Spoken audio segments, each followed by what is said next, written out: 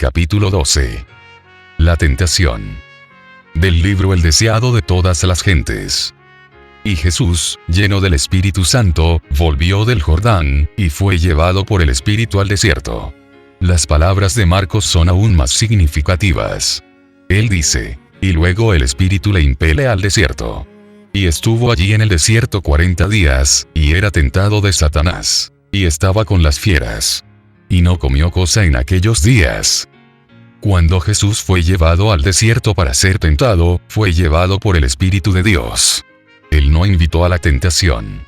Fue al desierto para estar solo, para contemplar su misión y su obra. Por el ayuno y la oración, debía fortalecerse para andar en la senda manchada de sangre que iba a recorrer. Pero Satanás sabía que el Salvador había ido al desierto, y pensó que esa era la mejor ocasión para atacarle. Grandes eran para el mundo los resultados que estaban en juego en el conflicto entre el príncipe de la luz y el caudillo del reino de las tinieblas. Después de inducir al hombre a pecar, Satanás reclamó la tierra como suya, y se llamó príncipe de este mundo.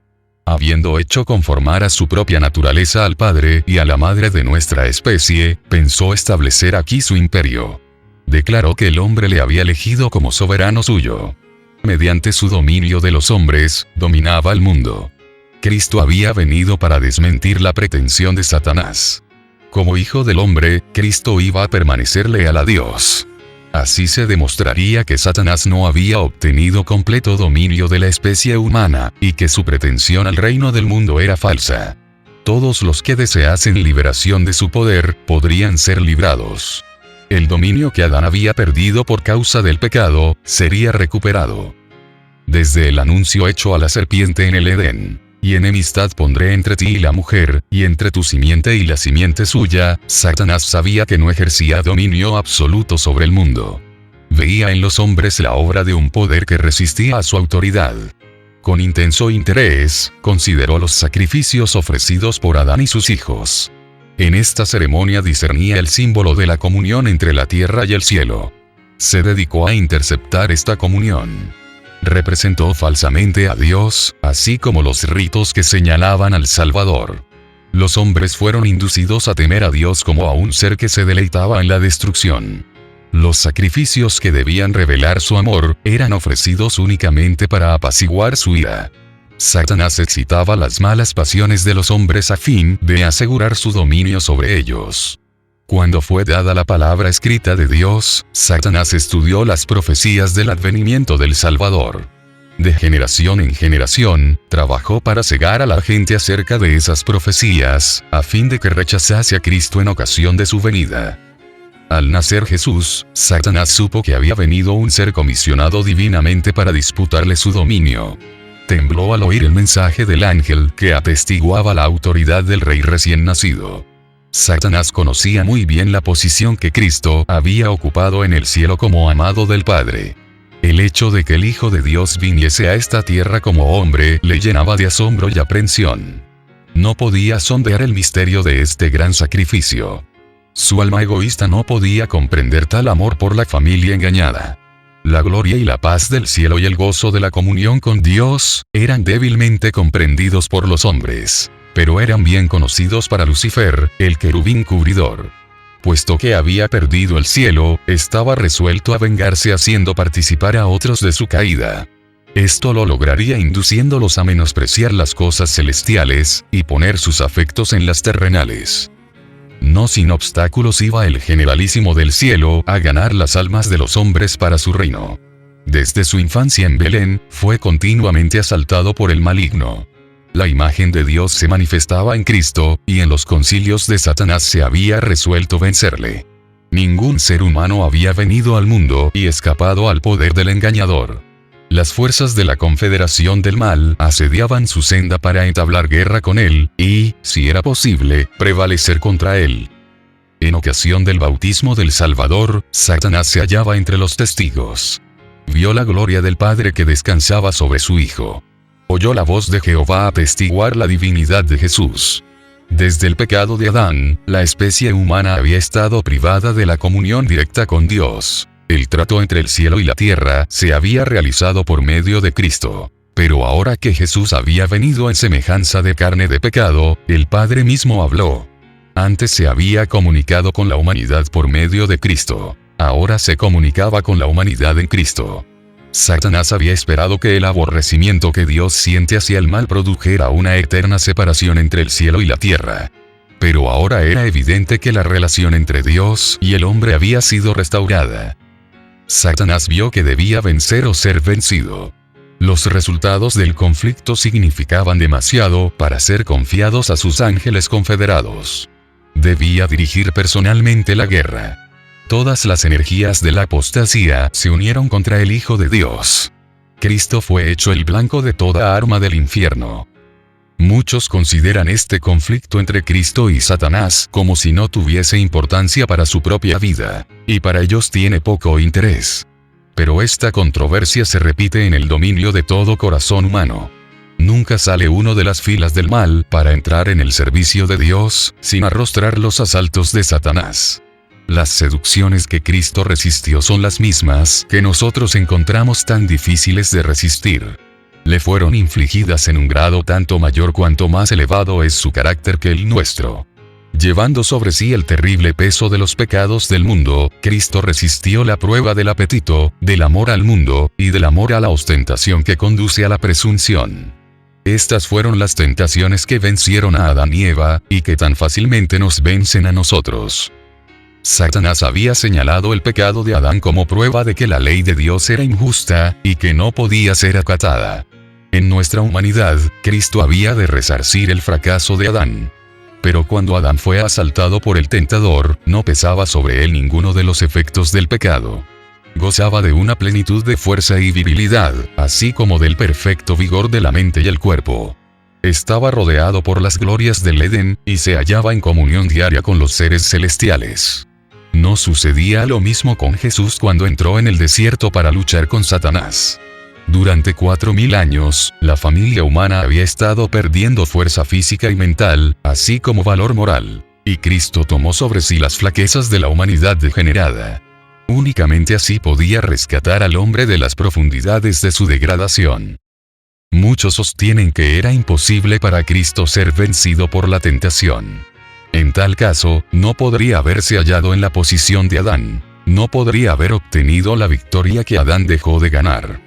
Si en algún sentido tuviésemos que soportar nosotros un conflicto más duro que el que Cristo tuvo que soportar, Él no podría socorrernos.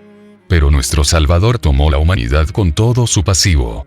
Se vistió de la naturaleza humana, con la posibilidad de ceder a la tentación. No tenemos que soportar nada que Él no haya soportado. Para Cristo, como para la santa pareja del Edén, el apetito fue la base de la primera gran tentación. Precisamente donde empezó la ruina, debe empezar la obra de nuestra redención. Así como por haber complacido el apetito Adán cayó, por sobreponerse al apetito Cristo debía vencer. Y habiendo ayunado 40 días y 40 noches, después tuvo hambre. Y llegándose a él el tentador, dijo: «Si eres hijo de Dios, di que estas piedras se hagan pan». Mas él respondiendo, dijo: «Escrito está, no con solo el pan vivirá el hombre, mas con toda palabra que sale de la boca de Dios». Desde el tiempo de Adán hasta el de Cristo, la complacencia de los deseos propios había aumentado el poder de los apetitos y pasiones, hasta que tenían un dominio casi ilimitado. Así los hombres se habían degradado y degenerado, y por sí mismos no podían vencer. Cristo venció en favor del hombre, soportando la prueba más severa. Por nuestra causa, ejerció un dominio propio más fuerte que el hambre o la misma muerte. Y esta primera victoria entrañaba otros resultados, de los cuales participan todos nuestros conflictos con las potestades de las tinieblas. Cuando Jesús entró en el desierto, fue rodeado por la gloria del Padre. Absorto en la comunión con Dios, se sintió elevado por encima de las debilidades humanas. Pero la gloria se apartó de él, y quedó solo para luchar con la tentación. Esta le apremiaba en todo momento. Su naturaleza humana rehuía el conflicto que le aguardaba. Durante 40 días ayunó y oró. Débil y demacrado por el hambre, macilento y agotado por la agonía mental, desfigurado era su aspecto más que el de cualquier hombre, y su forma más que la de los hijos de Adán. Entonces vio Satanás su oportunidad. pensó que podía vencer a Cristo. Como en contestación a las oraciones del Salvador, se le presentó un ser que parecía un ángel del cielo. Aseveró haber sido comisionado por Dios para declarar que el ayuno de Cristo había terminado. Así como Dios había enviado un ángel para detener la mano de Abraham a fin de que no sacrificase a Isaac, así también, satisfecho con la buena disposición de Cristo para entrar por la senda manchada de sangre, el Padre había enviado un ángel para librarlo. Tal era el mensaje traído a Jesús. El Salvador se hallaba debilitado por el hambre, y deseaba con vehemencia alimentos cuando Satanás se le apareció repentinamente. Señalando las piedras que estaban esparcidas por el desierto, y que tenían la apariencia de panes, el tentador dijo: «Si eres hijo de Dios, di que estas piedras se hagan pan». Aunque se presentó como ángel de luz, delataban su carácter estas primeras palabras: «Si eres hijo de Dios». En ellas se insinuaba la desconfianza. Si Jesús hubiese hecho lo que Satanás sugería, habría aceptado la duda. El tentador se proponía derrotar a Cristo de la misma manera en que había tenido tanto éxito con la especie humana en el principio. Cuán arteramente se había acercado Satanás a Eva en el Edén. Con que Dios os ha dicho: «No comáis de todo árbol del huerto». Hasta ahí las palabras del tentador eran verdad. Pero en su manera de expresarlas, se disfrazaba el desprecio por las palabras de Dios. Había una negativa encubierta, una duda de la veracidad divina. Satanás trató de insinuar a Eva el pensamiento de que Dios no haría lo que había dicho, que el privarlos de una fruta tan hermosa contradecía su amor y compasión por el hombre. Así también el tentador trató de inspirar a Cristo sus propios sentimientos. «Si eres el Hijo de Dios». Las palabras repercuten con amargura en su mente. En el tono de su voz hay una expresión de completa incredulidad. ¿Habría de tratar Dios así a su propio Hijo? Lo dejaría en el desierto con las fieras, sin alimento, sin compañía, sin consuelo. Le insinúa que Dios nunca quiso que su Hijo estuviese en tal estado. «Si eres el Hijo de Dios, muéstrame tu poder aliviándote a ti mismo de esta hambre apremiante. Ordena que estas piedras sean transformadas en pan». Las palabras del cielo: «Este es mi Hijo amado, en el cual tengo contentamiento», resonaban todavía en los oídos de Satanás. Pero estaba resuelto a hacer dudar a Cristo de este testimonio. La palabra de Dios era para Cristo la garantía de su misión divina. Él había venido para vivir como hombre entre los hombres, y esta palabra declaraba su relación con el cielo. Era el propósito de Satanás hacerle dudar de esa palabra. Si la confianza de Cristo en Dios podía ser quebrantada, Satanás sabía que obtendría la victoria en todo el conflicto. Vencería a Jesús. Esperaba que, bajo el imperio de la desesperación y el hambre extrema, Cristo perdería la fe en su Padre, y obraría un milagro en su propio favor. Si lo hubiera hecho, habría malogrado el plan de salvación. Cuando Satanás y el Hijo de Dios se encontraron por primera vez en conflicto, Cristo era el generalísimo de las huestes celestiales. Y Satanás, el caudillo de la rebelión del cielo, fue echado fuera. Ahora su condición está aparentemente invertida, y Satanás se aprovecha de su supuesta ventaja. Uno de los ángeles más poderosos, dijo, ha sido desterrado del cielo. El aspecto de Jesús indica que Él es aquel ángel caído, abandonado de Dios y de los hombres. Un ser divino podría sostener su pretensión realizando un milagro. Si eres hijo de Dios, di que estas piedras se hagan pan. Un acto tal de poder creador, insistía el tentador, sería evidencia concluyente de su divinidad. Pondría término a la controversia. No sin lucha pudo Jesús escuchar en silencio al supremo engañador. Pero el Hijo de Dios no había de probar su divinidad a Satanás, ni explicar la razón de su humillación. Accediendo a las exigencias del rebelde, no podía ganar nada para beneficio del hombre ni la gloria de Dios.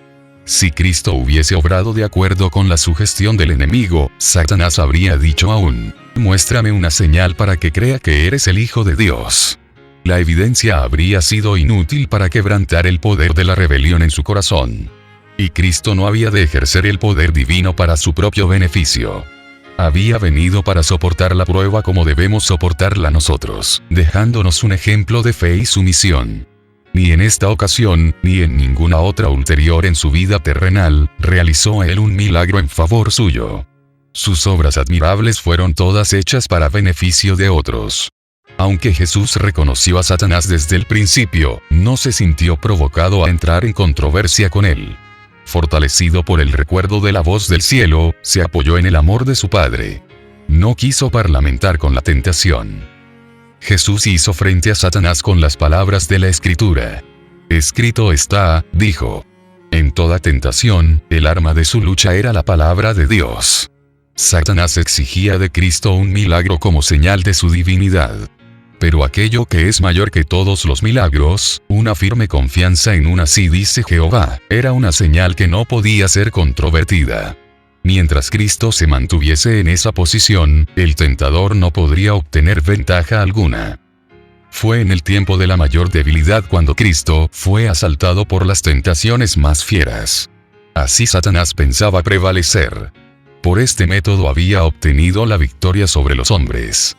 Cuando faltaba la fuerza y la voluntad se debilitaba, y la fe dejaba de reposar en Dios, entonces los que habían luchado valientemente por lo recto durante mucho tiempo, eran vencidos. Moisés se hallaba cansado por los 40 años de peregrinaciones de Israel, cuando su fe dejó de asirse momentáneamente del poder infinito. Fracasó en los mismos límites de la tierra prometida. Así también sucedió con Elías, que había permanecido indómito delante del rey Acab y había hecho frente a toda la nación de Israel, encabezada por los 450 profetas de Baal. Después de aquel terrible día pasado sobre el Carmelo, cuando se había muerto a los falsos profetas y el pueblo había declarado su fidelidad a Dios, Elías huyó para salvar su vida, ante las amenazas de la idólatra Jezabel. Así se había aprovechado Satanás de la debilidad de la humanidad. Y aún hoy sigue obrando de la misma manera. Siempre que una persona esté rodeada de nubes, se halle perpleja por las circunstancias, o afligida por la pobreza y angustia, Satanás está listo para tentarla y molestarla. Ataca los puntos débiles de nuestro carácter. Trata de destruir nuestra confianza en Dios, porque Él permite que exista tal estado de cosas. Nos vemos tentados a desconfiar de Dios y a poner en duda su amor. Muchas veces el tentador viene a nosotros como se presentó a Cristo, desplegando delante de nosotros nuestras debilidades y flaquezas. Espera desalentar el alma y quebrantar nuestra confianza en Dios. Entonces está seguro de su presa. Si nosotros le hiciéramos frente como lo hizo Jesús, evitaríamos muchas derrotas. Parlamentando con el enemigo, le damos ventajas. Cuando Cristo dijo al tentador, no con solo el pan vivirá el hombre, mas con toda palabra que sale de la boca de Dios, repitió las palabras que más de 14 siglos antes había dicho a Israel. Acordarte has de todo el camino por donde te ha traído Jehová tu Dios estos 40 años en el desierto, y te afligió, e hízote tener hambre, y te sustentó con maná, comida que no conocías tú, ni tus padres la habían conocido, para hacerte saber que el hombre no vivirá de solo pan, mas de todo lo que sale de la boca de Jehová vivirá el hombre. En el desierto, cuando todos los medios de sustento se habían agotado, Dios envió a su pueblo maná del cielo, y esto en una provisión suficiente y constante. Dicha provisión había de enseñarles que mientras confiasen en Dios y anduviesen en sus caminos, Él no los abandonaría.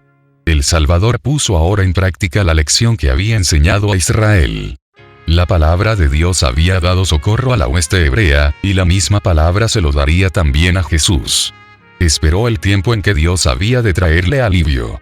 Se hallaba en el desierto en obediencia a Dios, y no iba a obtener alimentos siguiendo las sugestiones de Satanás. En presencia del universo, atestiguó que es menor calamidad sufrir lo que venga, que apartarse en un ápice de la voluntad de Dios. No con solo el pan vivirá el hombre, mas con toda palabra que sale de la boca de Dios. Muchas veces el que sigue a Cristo se ve colocado en donde no puede servir a Dios y llevar adelante sus empresas mundanales. Tal vez le parezca que la obediencia a algún claro requerimiento de Dios le privará de sus medios de sostén. Satanás quisiera hacerle creer que debe sacrificar las convicciones de su conciencia. Pero lo único en que podemos confiar en este mundo es la palabra de Dios. Buscad primeramente el reino de Dios y su justicia, y todas estas cosas os serán añadidas. Aún en esta vida, no puede beneficiarnos el apartarnos de la voluntad de nuestro Padre Celestial. Cuando aprendamos a conocer el poder de su palabra, no seguiremos las sugestiones de Satanás para obtener alimento o salvarnos la vida. Lo único que preguntaremos será, ¿cuál es la orden de Dios, y cuál es su promesa? Conociéndolas, obedeceremos la primera y confiaremos en la segunda. En el último gran conflicto de la controversia con Satanás, los que sean leales a Dios se verán privados de todo apoyo terrenal. Porque se niegan a violar su ley en obediencia a las potencias terrenales, se les prohibirá comprar o vender. Finalmente será decretado que se les dé muerte. Pero al obediente se le hace la promesa: habitará en las alturas. Fortalezas de roca serán su lugar de acogimiento. Se le dará su pan, y sus aguas serán ciertas. Los hijos de Dios vivirán por esta promesa. Serán alimentados cuando la tierra esté asolada por el hambre. No serán avergonzados en el mal tiempo. Y en los días de hambre serán hartos. El profeta Habacuc previó este tiempo de angustia, y sus palabras expresan la fe de la iglesia. Aunque la higuera no florecerá, ni en las vides habrá frutos. Mentirá la obra de la oliva, y los labrados no darán mantenimiento, y las ovejas serán quitadas de la majada, y no habrá vacas en los corrales. Con todo, yo me alegraré en Jehová, y me gozaré en el Dios de mi salud. De todas las lecciones que se desprenden de la primera gran tentación de nuestro Señor, ninguna es más importante que la relacionada con el dominio de los apetitos y pasiones. En todas las edades, las tentaciones atrayentes para la naturaleza física han sido las más eficaces para corromper y degradar a la humanidad. Mediante la intemperancia, Satanás obra para destruir las facultades mentales y morales que Dios dio al hombre como un don inapreciable. Así viene a ser imposible para los hombres apreciar las cosas de valor eterno. Mediante la complacencia de los sentidos, Satanás trata de borrar del alma todo vestigio de la semejanza divina. La sensualidad irrefrenada y la enfermedad y degradación consiguientes, que existían en tiempos del primer advenimiento de Cristo, existirán, con intensidad agravada, antes de 98 su segunda venida. Cristo declara que la condición del mundo será como en los días anteriores al diluvio, y como en tiempos de Sodoma y Gomorra. Todo intento de los pensamientos del corazón será de continuo el mal. Estamos viviendo en la víspera misma de ese tiempo pavoroso, y la lección del ayuno del Salvador debe grabarse en nuestro corazón. Únicamente por la indecible angustia que soportó Cristo podemos estimar el mal que representa el complacer sin freno los apetitos. Su ejemplo demuestra que nuestra única esperanza de vida eterna consiste en sujetar los apetitos y pasiones a la voluntad de Dios. En nuestra propia fortaleza, nos es imposible negarnos a los clamores de nuestra naturaleza caída. Por su medio, Satanás nos presentará tentaciones. Cristo sabía que el enemigo se acercaría a todo ser humano para aprovecharse de las debilidades hereditarias y entrampar, mediante sus falsas insinuaciones, a todos aquellos que no confían en Dios. Y recorriendo el terreno que el hombre debe recorrer, nuestro Señor ha preparado el camino para que venzamos. No es su voluntad que seamos puestos en desventaja en el conflicto con Satanás. No quiere que nos intimiden ni desalienten los asaltos de la serpiente. Tened buen ánimo, dice. Yo he vencido al mundo. Considere al Salvador en el desierto de la tentación todo aquel que lucha contra el poder del apetito. Véale en su agonía sobre la cruz cuando exclamó: «Sé tengo». Él padeció todo lo que nos puede tocar sufrir. Su victoria es nuestra. Jesús confió en la sabiduría y fuerza de su Padre Celestial. Declara: «Jehová el Señor me ayudará. Por tanto, no he sido abochornado. Y sé que no seré avergonzado, he aquí que Jehová me ayudará». Llamando la atención a su propio ejemplo, Él nos dice: «¿Quién hay de entre vosotros que teme a Jehová? Que anda en tinieblas y no tiene luz? Confíe en el nombre de Jehová, y apóyese en su Dios». Viene el príncipe de este mundo, dice Jesús. Mas no tiene nada en mí, no había en él nada que respondiera a los sofismas de Satanás. Él no consintió en pecar. Ni siquiera por un pensamiento cedió a la tentación. Así también podemos hacer nosotros. La humanidad de Cristo estaba unida con la divinidad. Fue hecho idóneo para el conflicto mediante la permanencia del Espíritu Santo en él. Y él vino para hacernos participantes de la naturaleza divina. Mientras estemos unidos con Él por la fe, el pecado no tendrá dominio sobre nosotros. Dios extiende su mano para alcanzar la mano de nuestra fe y dirigirla a asirse de la divinidad de Cristo, a fin de que nuestro carácter pueda alcanzar la perfección. Y Cristo nos ha mostrado cómo puede lograrse esto. ¿Por medio de qué venció Él en el conflicto con Satanás? Por la palabra de Dios. Solo por medio de la palabra pudo resistir la tentación. Escrito está, dijo. Y a nosotros nos son dadas preciosas y grandísimas promesas, para que por ellas fueseis hechos participantes de la naturaleza divina, habiendo huido de la corrupción que está en el mundo por concupiscencia. Toda promesa de la palabra de Dios nos pertenece. Hemos de vivir de toda palabra que sale de la boca de Dios. Cuando nos veamos asaltados por las tentaciones, no miremos las circunstancias o nuestra debilidad, sino el poder de la palabra. Toda su fuerza es nuestra. En mi corazón he guardado tus dichos, dice el salmista, para no pecar contra ti. Por la palabra de tus labios yo me he guardado de las vías del destructor.